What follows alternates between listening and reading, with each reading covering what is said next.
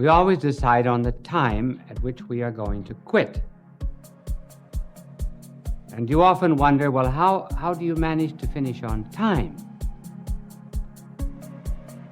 Well, I just keep looking at the clock, and then 2 or 3 minutes before the time is finished, begin to weave into a conclusion. Now, you have no idea how lucky you are that television always runs on time, because I want to give you this historical fact. There was a man, I will give you his name at the end, who on November the 28th, 1955, began talking in Kent, England. He talked until December the 3rd. He talked for 5 days and 13 hours, which is the record for continuous talking. His name, Kevin Sheen.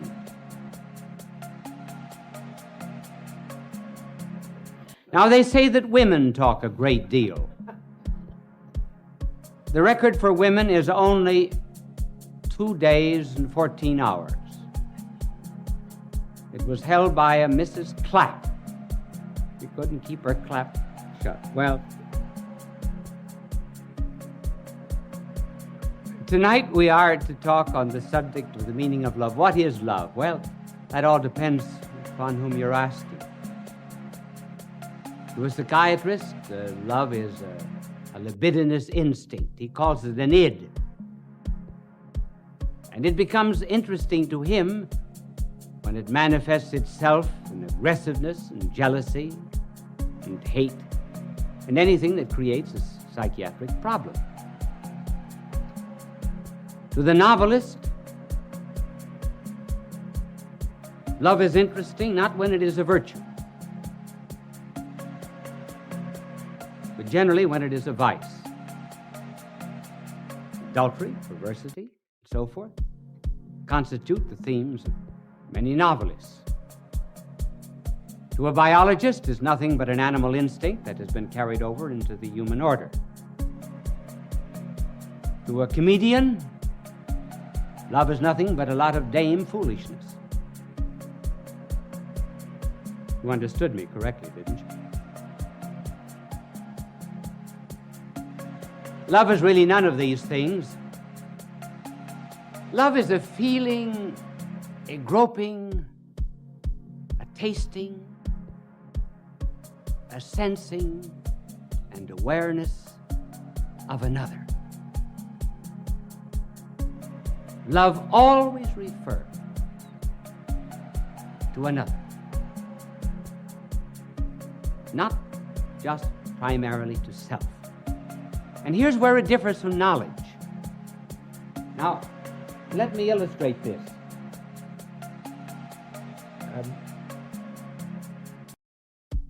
Very few of us ever think, how different is this process by which we know in relationship to that by which we love?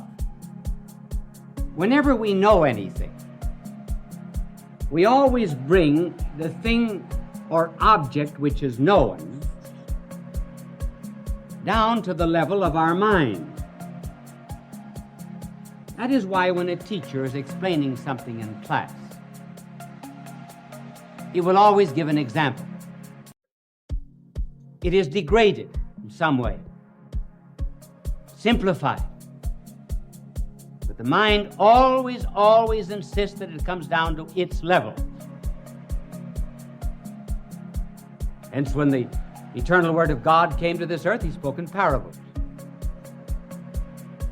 brought divine truth down to the level of the people. Now, love does not operate that way. As a matter of fact, love operates in just the opposite direction. For example, the object of love is something to which you go out. Now, here is the faculty of loving is the will. When you love anyone, instead of dragging it down to your level, you go out to meet it. For example, if you love music, you do not write your laws of music. You meet the demands of music. If a man is in love with a lady who loves poetry, he doesn't talk algebra to her all night. If he's wise. You can immediately see, therefore, that the nobler the object that is loved, the better we become. That is why it can be said that the level of any civilization is the level of its womanhood. Because the nobler the objects that are loved, the nobler a person becomes.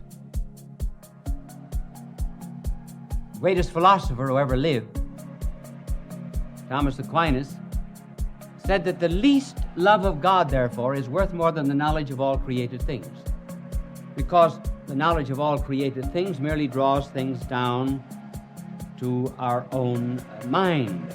But when we love God, we go out in order to meet the infinite. So it is love that makes us really more than knowledge. Now the next point about love is this, that love is not just therefore the same as sex. Now, sex is one of the manifestations of love. But somehow or other today, the word love is not so often mentioned except in songs. And then have you ever noticed that they're always in the future? Never in the present. How happy we will be. I'll bake a cake for you to take for all the boys to see.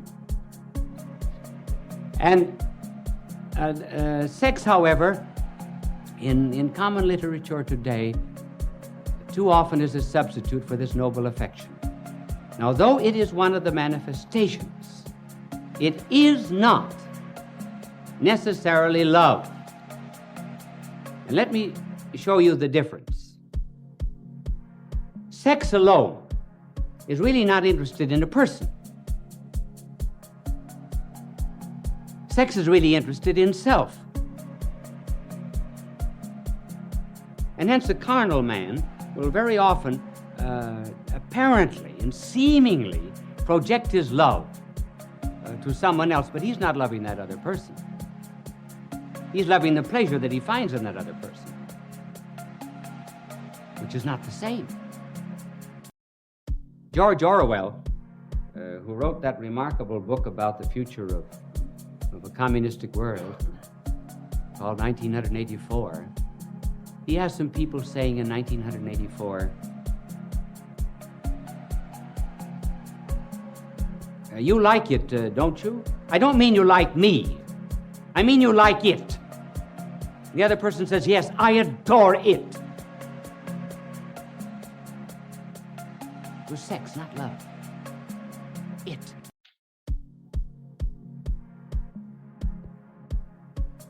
When the Soviet soldiers came into Berlin, they ran through the streets, the close of World War II. They ran through the streets shouting, I want a woman, I want a woman. They didn't want a particular woman. They were not concerned at all with the person. They just wanted something to satisfy their own ego. Hence the difference. You see what a good job my angel does in clearing the blackboard? And the reason he did a particularly good job is because this afternoon his halo was shining. You know the kind of shampoo he uses? Halo. This is a good chance for a commercial, isn't it? I bet they regret that. Well, Magic Kiss did his halo.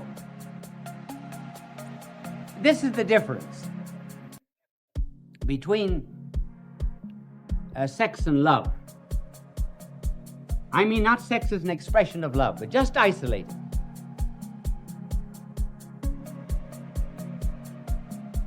Sex is a circle.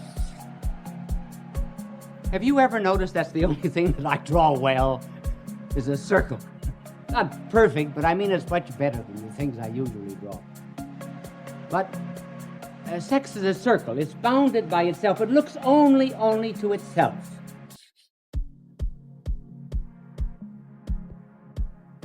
Love, on the contrary, is a cross.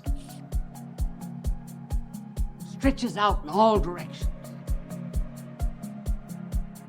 It's all embracing.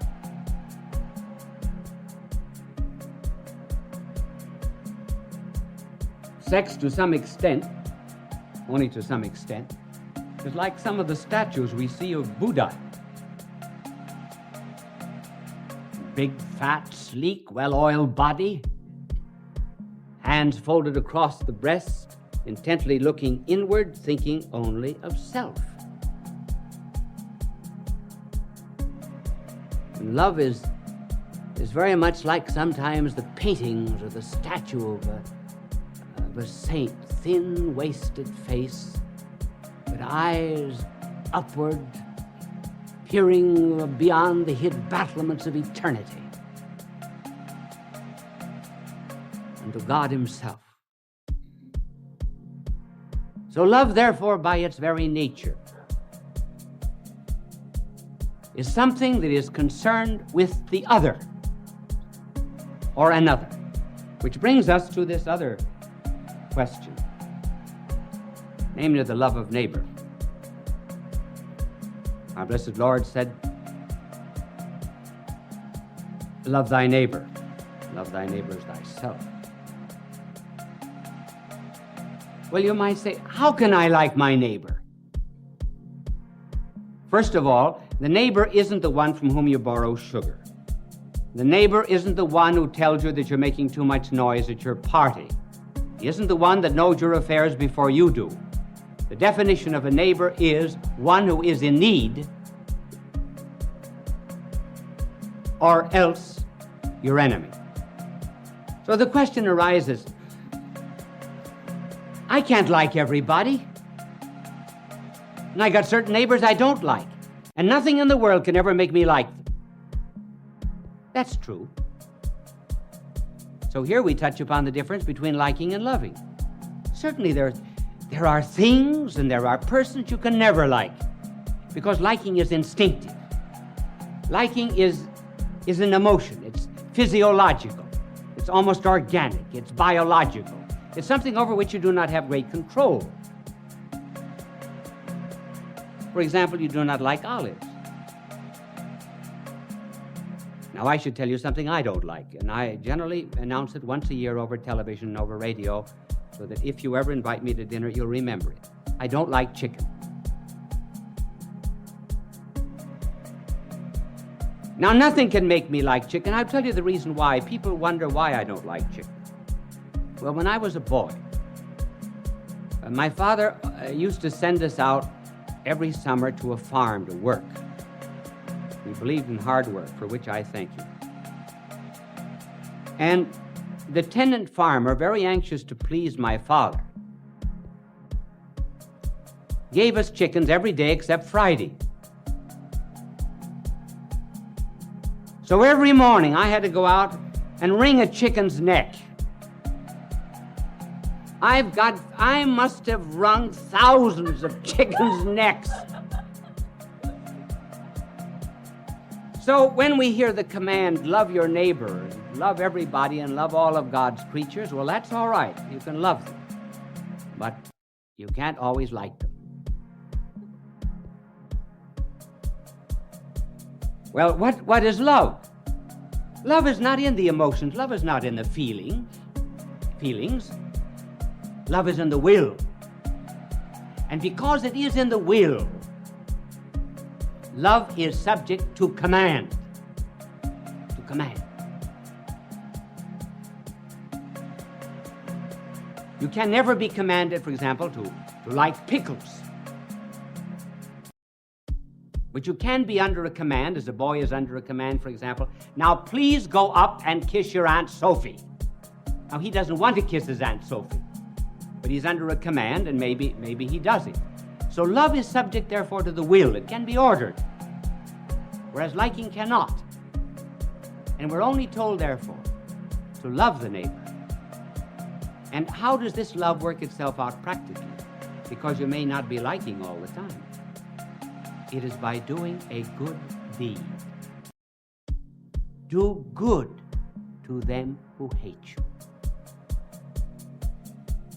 And as we begin to do what we ought and what is commanded, we may eventually begin to love that which we ought. And that is how we gradually come to love God and to love the neighbor sometimes that is not worth loving. Does that mean I have only 3 minutes left? All right. I thought I had 5 or 6. I've got 3, so I get very nervous and I have to change. No, he says 5. Wasn't that nice that I asked him? He put up 3 fingers. Now I have 5. Well, now I can tell you other things.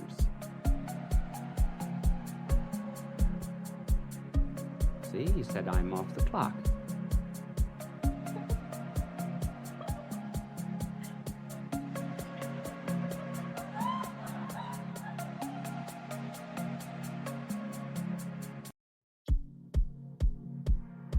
You see, I like him for that and I love him for that. Now, our blessed Lord also said, you love your neighbor as you love yourself. How can we love our neighbor as we love ourselves? Well, there are certain times, for example, we like ourselves, we love ourselves, and other times we do not love ourselves. We do not love ourselves when we are hateful and spiteful and mean and uncharitable and when we do embarrassing things. And there are moments when we do love ourselves. We love ourselves when we're praised. We love ourselves when we're kind to the poor, and so on and so forth. Now, how are we therefore to love the neighbor as ourselves? We are to love the things in him that are good, and we are to not love the things that are bad in him. We love the person. We may hate the sin, just like we love the communists, but we hate communism.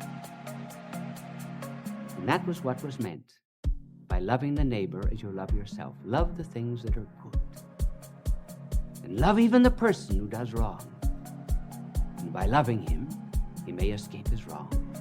That is why the church is always willing to accept the heretic back into the treasury of her souls, but never the error into the treasury of her wisdom. There are certain rules for loving. I will pass some of them over very quickly. One is, you can never love in a hurry. Love is never done in a day. You can hate very quickly, but love is slow. That's one of the tragedies of divorce. People do not stay together long enough to learn to love one another. And then a second law of love is that all love leads either to heaven or to hell. All love either puts us in touch with God or puts us in touch with the devil. When it's good, even human love, we feel that we're in communion with something greater and bigger and broader than ourselves.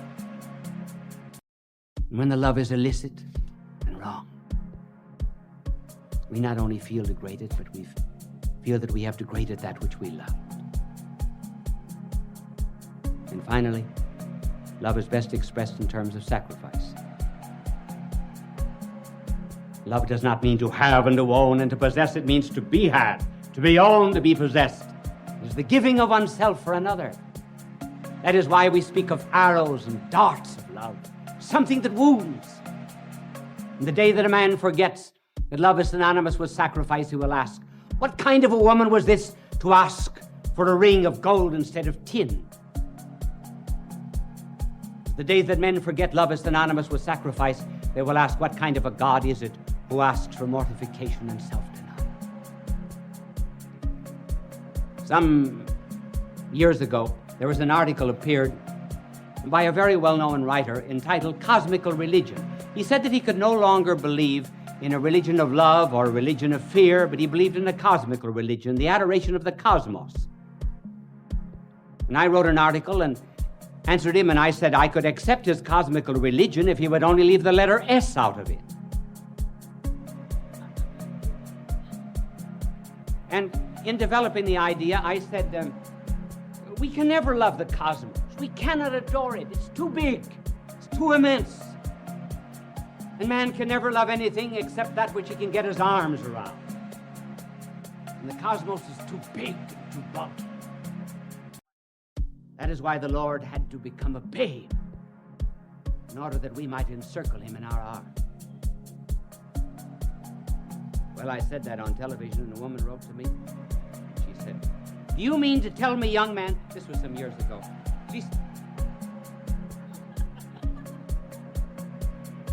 she said, "Do you mean to tell me, young man, that I can't love anyone unless I can get my arms around them?" I said, "Madam, that isn't my problem, that's yours."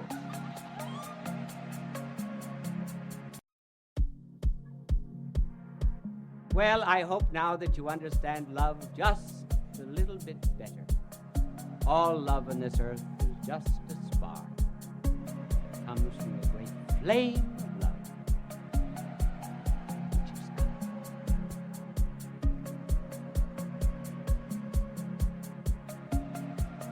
Now that you've heard this telecast, perhaps you understand why I always end the telecast in exactly the same way. Bye now, and God love you. Fulton J. Sheen is indeed a man for all seasons. He walked a paced beat, allowing it To hear the announcer say, "We are now signing off. Good night, and have a good sleep." That relieves her of her loneliness. There was really and truly, a woman wrote to me and told me that my program was the only one to which her cat ever listened. So our subject tonight has to do, to some extent, with loneliness. It affects all ages. Children are lonely. 5 million of them belong to divorced parents in this country. Boys get lonely. That's why they join gangs, because they get power which they do not individually have. Young girls are lonely when they get a pimple on the nose. Older girls are more lonely still when the boy treats them as a glass, throws the glass aside after he has taken the drink. They find then that they're just a replaceable part in the great erotic IBM machine. Their loneliness increases.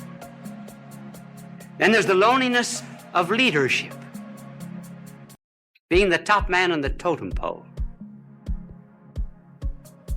There's the loneliness of being at the bottom of the totem pole, because you're just one of the masses. You're apt to lose your personality. The loneliness sometimes of marriage, where all the jokes have been told. There's no new event to narrate. And it's the terrible solitude of being alone together. And then even when it does remain fine and noble and rich, even in moments of greatest unity, there is a feeling of apartness after such an ecstasy. One hopes to completely submerge oneself, and yet one finds oneself back again. They're hypochondriacs. Of course, they're lonely. And so we were asked to talk on this program about this subject of loneliness. And I'm going to give, after these facts, which we have just narrated, I'm going to give first the causes, and then I'm going to suggest some remedies. Now, I didn't know whether to use the blackboard or not. My angel is here, and I cannot think of any diagram that I could use. Just write causes on the board. So I'm afraid I will not be able to use my angel, But just before I came on the program, he wanted to know if I would play a game of golf with him tomorrow. And I told him that I was not old enough for golf because I play tennis twice a week. When I get old, I am going to play golf, and I'm going to have a wagon, too, to take me around from hole to hole.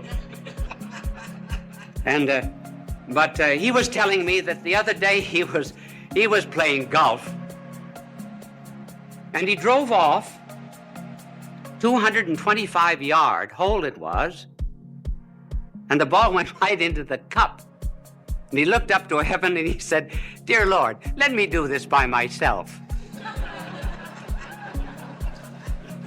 He's not a lonely angel, as you see.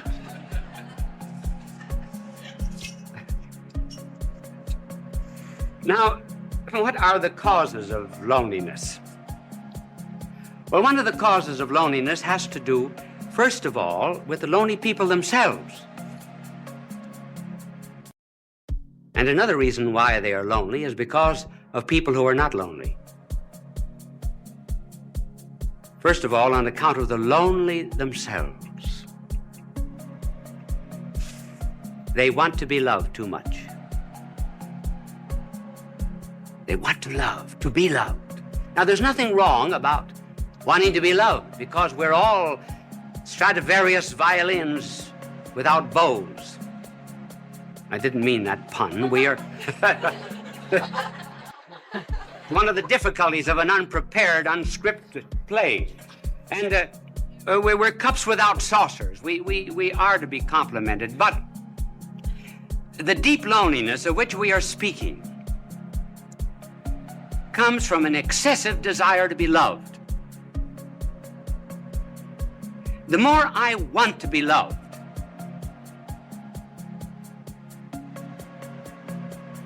the less I am loved. The less I'm loved, the less lovable I become. The less lovable I become, the less I'm capable of loving others. And that's how, by a desire to seek only oneself and to please oneself, one gets caught like a bird in a fowler's net. And the more one struggles to get out of this loneliness, the more one is captured by it. Just take some concrete examples of this desire to be loved. I know of a mother whose daughter was away at college. And she used to call up the daughter every night. Would keep the daughter on the phone for an hour and protested to the daughter that she was not appreciated as she should be. And because other girls in this college wanted to use the phone, she said to her mother, "Mother, I'm forbidden to use the phone anymore." One day, the superintendent had sent for her, and she was unable to answer the phone, and she told her mother, "Send someone to answer the phone for her." The mother said, "This is the end," and she refused to see her daughter again. Thus, by wanting too much to be loved without loving, one loses even the love that one seeks. And then there was a fiancée. She used to. I wonder if any of you young women in the audience ever do that. Do you know what she would do? She would write down in a book every time the boyfriend called how long he spoke. She also wrote down how often he wrote and how many words he wrote in each letter. She felt that she wasn't loved enough, so she began writing herself anonymous letters, threatening her. And she said that these letters came from a well-known author in the city. And finally, she was exposed by this man whom she blamed, and eventually the marriage was broken off. She just loved too much, loved to be loved. And then there was the wife who felt that her husband was paying no attention to her, insisted that he stay away from work. He wanted to go to a picnic, wanted to go to the beach. And he found excuses many times and finally lost his job. The marriage broke up. So one of the principal reasons of loneliness, therefore, is this egotism which seeks only oneself. And you can already see the cure anticipated for the mere fact that we mention this cause. But then there's another cause of loneliness, and that's on the part of the people who are not lonely. They do not bring any love to these people.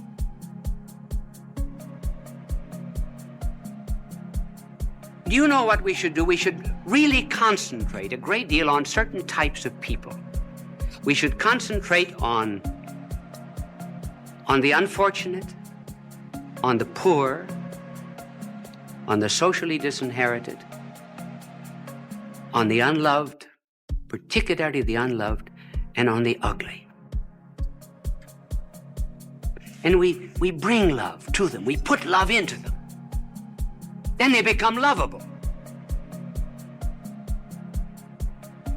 Now, for example, you are very lovable to God. Did you know that? You say, well, what is there in me to love? Nothing. But he put his love into you. That's why you're lovable. And that's what we have to do with other people. And so the loneliness of these people is increased also because the rest of us will not listen to them. Listening is a therapeutic. There was a psychologist who formulated a marriage case that involved sexual, financial, social, and legal complications. He went to 100 clergymen and 100 priests to present the story, and he carried a stopwatch with him. Do you know how long they listened? The average was 2.5 minutes. Then off-the-cuff answer. They refused to listen. They refused to care. George Bernard Shaw has something rather good on that subject. In his play St. Joan, King Charles says to Joan, "Why do not the voices come to me? I am the king." And Joan answers, "They do come to you, but you do not hear them. You have not sat in the field in the evening listening for them. You prayed from the bottom of your heart and listened to the thrilling of the bells and the trilling of them after they had stopped ringing. You would hear the voices, just as I do." In other words, listening is a therapeutic, a cure for lonely people. We do the same thing with our prayers. We wouldn't do to a doctor what we do to God. Would we go into a doctor and mumble off all of our symptoms and then say, "Bye, doctor"? Not listen. So listening on our part, refusal to listen, is one of the causes that intensifies this forsakenness. Now, what is a cure? Well, there are several cures, and we will just have time to mention one that is very important, namely caring for other people. When we're lonely, go out and serve.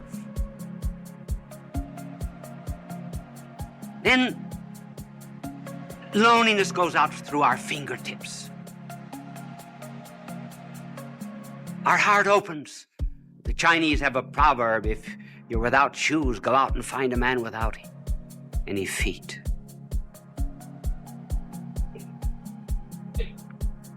Caring for others.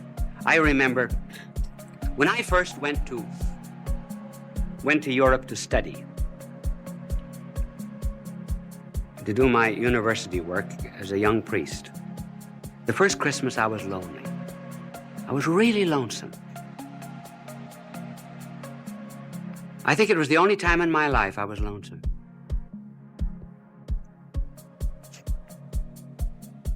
What would I do?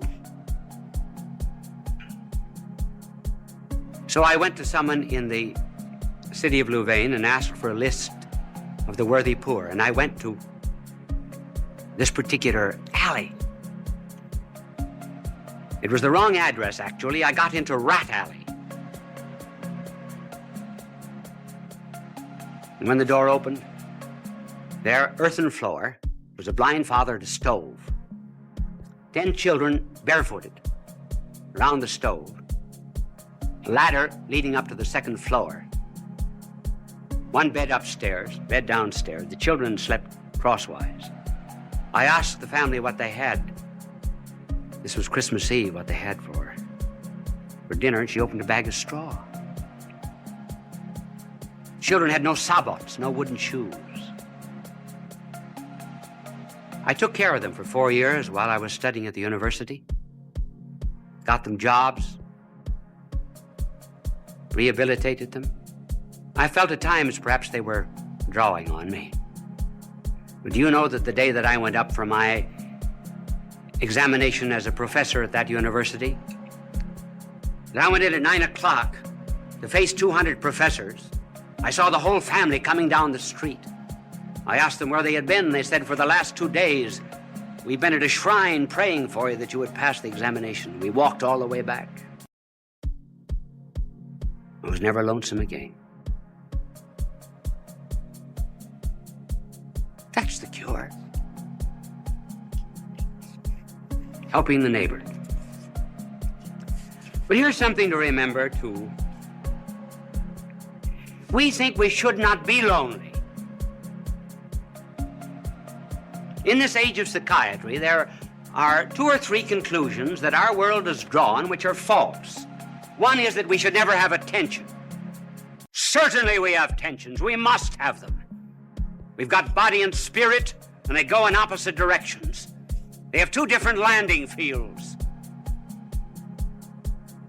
Certain tensions are normal. If we didn't have them, we would be abnormal. And then we're lonesome. Sure. There's a metaphysical loneliness. Perfection is not here. This is not our home. I've got something that I want in my heart that nothing on this earth can satisfy, and nothing can satisfy you either. And we know it very well. So what's the cause of this loneliness? What are we looking for? Well, we say we're looking for God. Yes. Then I know what you will answer. What does God know about loneliness? Now, that's a good question. That's a good question. What does he know about loneliness? Does he know anything about the loneliness, for example, of a babe in Afghanistan who has no better home than just straw? Does God know anything about the loneliness of a mother who has to gather up a child in order to escape a dictator and fly halfway across Africa?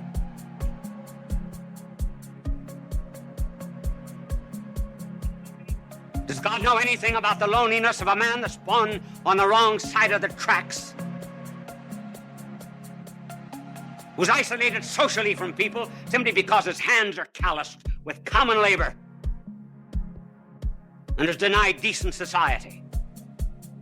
Sure, does God know anything about that kind of loneliness, for example, in which one is expelled from a city, disowned by one's own people? Does he know anything about the loneliness of being deserted by friends? Does he even know anything about the loneliness of feeling doubts even about religion, doubts even which one cries out, "Why hast thou abandoned me?" Does God know anything about these things? Yes, those are good questions. Now suppose that there was a figure that came into all of this loneliness and so immersed himself in it that he would not immunize himself from it, would not cut himself off from it. Would you, for example, be the only one on the battlefield that was whole and not help any of the wounded? And so if there was a figure that came into this world of ours and refused to isolate himself from loneliness and felt it so much that blood poured out from his body, felt loneliness so much that as if all the robberies of the world were thrust into his hands, as if he himself were guilty. That felt all loathsome carnality so much that his flesh was hanging from him like purple rags. Suppose someone came into this world and went into all of this loneliness, took it all, and was not overcome by it, but conquered it all. Then what? Then I may be lonely every now and then, but I'll not be overcome by it. Then I have a captain, kind of a captain who did presses not a button in heaven from a celestial command. But I have a captain who stumbled to a throne.